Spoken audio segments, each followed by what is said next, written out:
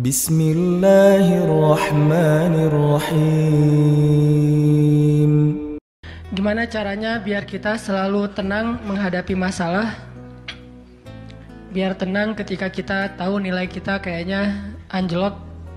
Biar tenang pas kita tahu judul kita ditolak. Lamaran juga sama, di hari yang sama lah gitu.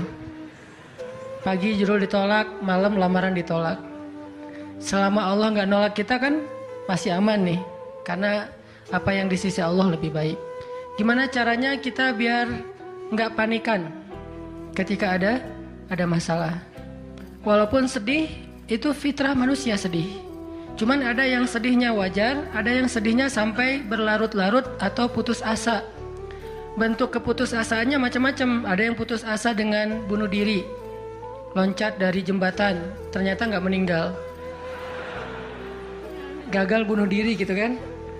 Ada yang putus asanya dengan cara ngelakuin perbuatan dosa kayak mencuri, atau udahlah saya mah nggak mau peduli lagi dengan hal haram, yang penting saya ambil aja semua proyek gitu. Nah ini putus asa.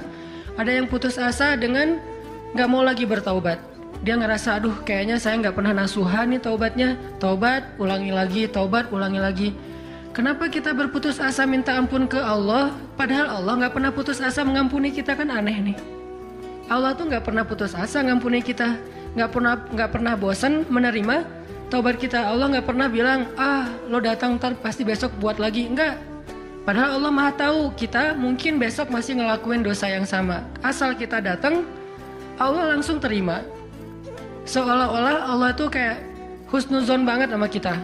Walaupun pastinya Allah tahu tentang apa yang akan kita lakukan di masa yang akan datang. Ini artinya kenapa seseorang jadi putus asa, jadi berhenti untuk mencoba, jadi tidak lagi berharap apa-apa, jadi pesimis, jadi tidak survive dalam masalah, jadi penuh khawatir menghadapi hidup.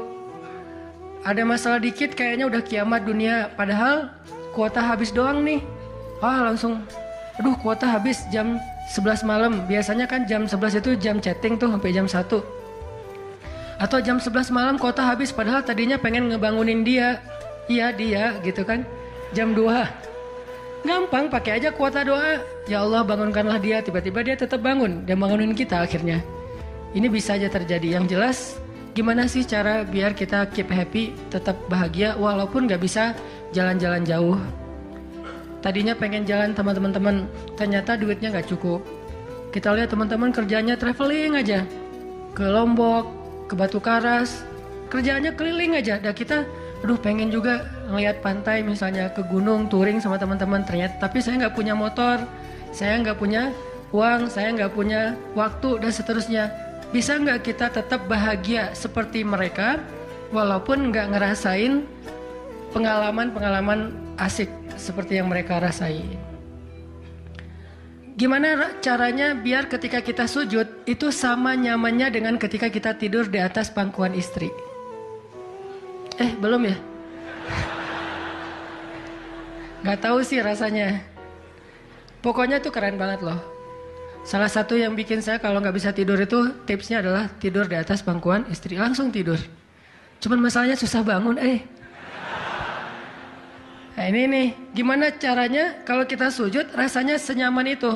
Gimana caranya? Bukankah kita selama ini mungkin, kita atau saya lah, pas sujud pengen cepat bangun. Gimana caranya sujud gak bangun-bangun? Pas kita sujud, aduh pengen lama gitu sujudnya teh. Terutama kalau sholat sendiri. Kalau sholat jamaah memang gak boleh. Kenapa? Karena hajat orang beda-beda. Nabi kalau sholat jamaah mah standar-standar aja. Tapi giliran sholat sendiri, itu sampai orang kewalahan ngikutin Nabi. Dan itu bukan cuma Nabi, sahabat juga kayak gitu. Siti Aisyah, istri Nabi itu. Siti Aisyah itu pernah sholat duha kurang lebih 4 jam. Itu cuma baca 1 ayat doang loh. Famanallahu alaina wa waqana adzabas samum. Dia baca sendiri, agak keras karena dia di dalam rumah sendiri. Lewat seorang sahabat lewatin rumah Aisyah mau ke pasar, mendengar Aisyah lagi sholat. Famannallahu alaina wa waqana adzabas samum. Nangis. Akhirnya sahabat ini pergi ke pasar. Dia belanja segala macam, balik lewat lagi rumah Aisyah. Setelah kurang lebih 2 jam, pas dia lewat lagi rumah Aisyah, dia masih mendengar Aisyah membaca kalimat Famannallahu alaina wa waqana adzabas samum. Nangis lagi. Jadi 1 rakaat dengan 1 ayat itu bisa 2 jam, 3 jam yang dilakukan oleh para sahabat. Kenapa kok betah banget? Sama kayak kita betah banget nonton film, betah banget dengerin musik kesukaan kita, diulang-ulang lagu yang sama kan ya. Mungkin 1 lagu itu durasinya sebutlah 2,5 menit, 2,5 menit. Tapi diulang-ulang bisa sampai setengah jam mendengar lagu yang sama. Bukan 1 album, 1 lagu.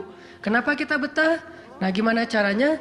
Kita juga dapat kebetahan kayak gitu ketika dengerin bacaan Al-Quran, ketika kita membaca Al-Quran sendiri, ketika kita sholat.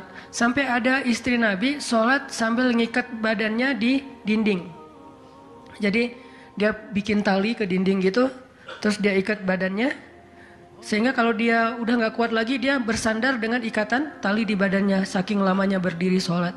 Coba bayangin, berarti kan semalaman tuh. Kalau udah gak kuat, dia berdiri itu sambil badannya keikat di tali. Dan Nabi melihat itu menangis karena melihat kesungguh-sungguhan para sahabat dan sahabiat dalam beribadah kepada Allah. Dan itu bukan paksaan siapapun. Nabi gak pernah maksa kayak gitu. Mereka sendiri berinisiatif. Jadi tutorialnya dibikin sendiri gitu. Duh, saya sholat kalau malam-malam kayak gini jadi agak gak kuat.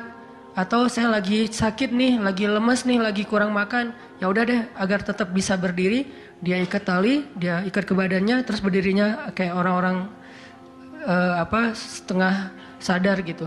Nah, ini menunjukkan ada kenikmatan yang luar biasa yang mereka dapetin ketika mereka dekat dengan Allah Subhanahu wa taala. Gimana sih caranya biar kita bisa kayak gitu? Gimana caranya kita entertain kita itu adalah zikrullah. Boleh-boleh aja kita entertainnya nonton film, dengerin musik-musik yang positif. Entertain kita mungkin chatting, entertain kita mungkin update status, entertain kita mungkin kepoin mantan misalnya. Boleh-boleh aja selama masih wajar. Tapi bisa nggak entertain kita yang lain itu zikrullah. Dengan mengingat Allah kita jadi terhibur gitu. Dan itu entertain luar biasa pahalanya. Gimana caranya? Ini yang kita pengen belajar malam ini, sehingga kita bisa tetap happy walaupun dalam keadaan tadi akhir bulan, dalam keadaan habis diputusin, dalam keadaan ditolak, dalam keadaan bingung, galau, segala macam termasuk habis pulsa. Tetap bisa happy. Pas telepon, pulsa Anda tidak mencukupi. Masya Allah, gitu. Senyum gitu ya. Bukan, mana nih apa panik, biasa aja. Nah, ini kita perlu belajar. Saya juga merasa butuh mempelajari lagi gimana caranya biar bisa ngerasain itu. Dan nasihatnya bukan dari saya. Karena saya juga masih belajar, belum istiqomah amat nih. Tapi nasihatnya dari para ulama yang diambil dari ayat Al-Quran dan hadis-hadis Rasulullah SAW.